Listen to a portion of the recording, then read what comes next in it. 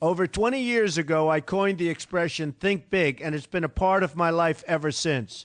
It's also come true. I became an even bigger success after I said it than I was before. And that's one reason I think it's an important way to think. It obviously works, and that's what I'm going to talk about today.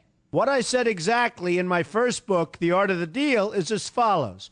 I like thinking big. I always have. To me, it's very simple. If you're going to be thinking anyway, you might as well think big. That book was a bestseller, and it's considered a business classic at this point. But I never thought those words would become bestsellers in their own right. It's an interesting point that I'm famous for two very short statements. Think big and you're fired. But let's stick to the first one for today. And I'd suggest strongly that you pay attention so that you won't have to hear the second one. Thinking big starts with the details and grows from there. Because I'm a builder, I'm very aware of the importance of having a good foundation. You can't take chances in construction. You can't be haphazard and say, well, maybe this will work, maybe it won't, so let's try it and find out. Because a lot of people will be at risk. I have to know if something will work or not. Every inch has to be accounted for. In other words, thinking big starts with being thorough. So number one, be thorough. Don't count on happenstance to get you anywhere because it won't.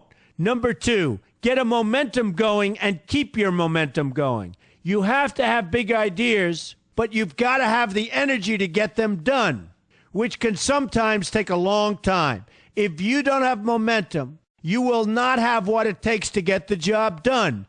Patience alone isn't enough. I have a lawyer friend who used to refer to me as the reverse tornado who builds everything in his path. I always like that because it implies a lot of energy and a lot of momentum. And that's exactly what it takes to get anything done. So keep your momentum going. Number three, stay focused. You have to stay focused. The minute you lose focus, you will also be losing your momentum. They go together, and you will accomplish a lot more, even amazing things, if you make sure you keep these two things working together for you. I've seen very talented people literally go down the drain because they couldn't seem to keep their focus long enough to get anything done. In this day of multitasking, that can be a real challenge, but it's absolutely necessary. Ask yourself this question: what should I be thinking about right now? That simple question can restore your focus in no time at all. And your answer right now should be listening to Donald Trump. Number four, look at the solution, not the problem. This is very important if you ever want to learn to think big. And here's why. No matter what you do, you're bound to run into problems. It's just part of life, a part of business, a part of anything worth doing.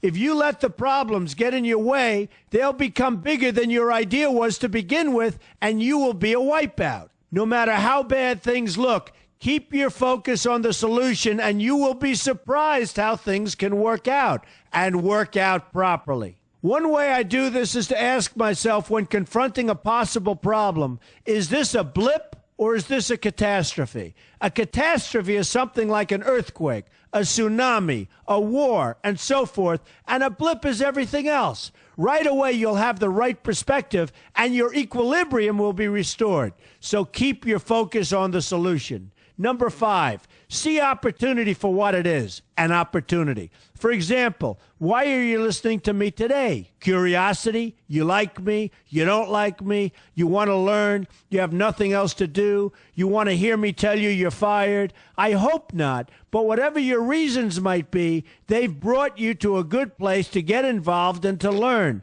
And that's an opportunity right there. People think that because I'm rich and famous that I know everything. I know a lot, but one thing I know is that I don't know everything. So I ask myself this question every day. What can I learn today that I didn't know before? And you know what? I learn something new every single day. That's a big reason for my success, and the same thing can apply to you. Take the time to see today as an opportunity, and you'll be surprised by what can come your way. Be open to new ideas, and you will be creating your own opportunities before too long. Number six, know everything you can about what you're doing. That's a good way to cover your bases. Another good way is to read the book Robert Kiyosaki and I have written together, Why We Want You to Be Rich. It's about covering your bases and knowing what's going on. I remember when some guys came in to meet with me about a great idea they had for an atrium for a building on Wall Street. It was a beautiful idea except for one thing. None of them had thought about how the building would be supported around this fabulous atrium. They didn't take into account the steel columns that were necessary to support a 72-story building, a very big and embarrassing oversight that could have been avoided if they'd taken the time to think about what they were doing. Don't let that happen to you. Know what you're doing first. Number 7, be lucky. Remember the old saying, the harder I work, the luckier I get. Well, it happens to be true. It works for me, and I've encountered some pretty big successes. But this goes along with something that's absolutely necessary for great success. Be passionate. You have to love what you're doing if you want to be successful at it. My father told me that it's absolutely true. I might work 7 days a week, but it doesn't seem like work to me because I love what I'm doing. If you don't like what you're doing, find something else to do, or do it part-time until you can find something full-time. You will never be successful, happy, or healthy unless you're doing what you love to do. That's just the way it is. So give it some thought. In fact, give it a lot of thought. For example, if you're feeling frustrated, there are 2 ways to look at the situation. Frustration can mean that maybe you're expecting too much, or it can be an indication that you know you should be or could be doing more. Use frustration as a motivator. Use it to get where you want to go instead of staying where you don't want to be. But above all, be passionate. That's the fast track to success, no matter what your interests are.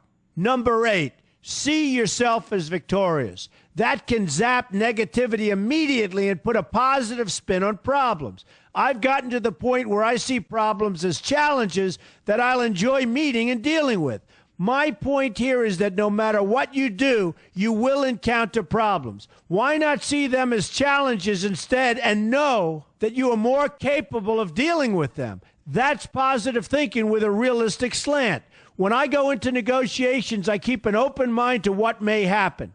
But I can tell you that there's already a done deal attitude on my part. I've already thought the process through to the extent that I know everything will be better off if they agree with what I've come up with because I've taken both sides into account.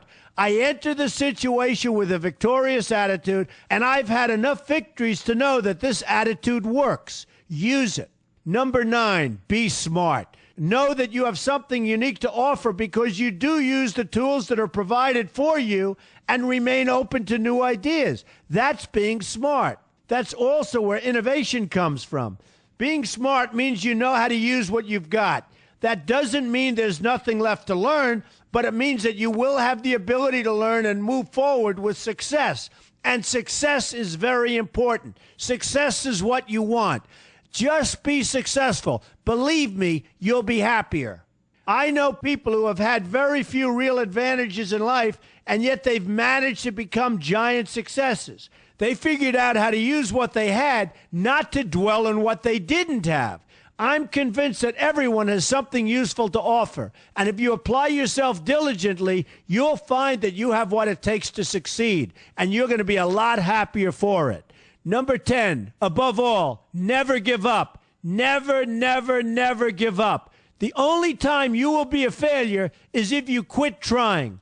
Only losers quit. The biggest losers in the world are quitters. Winners keep on going. So whatever you do, never give up. My father always used to harp, never give up, son, never give up. Don't ever quit. I never want to see you give up or quit. Well, my father was a smart guy, and I listened to him. And remember, think big. A good way to start is to read our new book, Why We Want You to Be Rich. 2 men, 1 message. There's a lot of great advice in there for you, and I expect you to pay attention. You're going to do fantastically well. You're going to be a winner, and I'm going to see you in the winner's circle.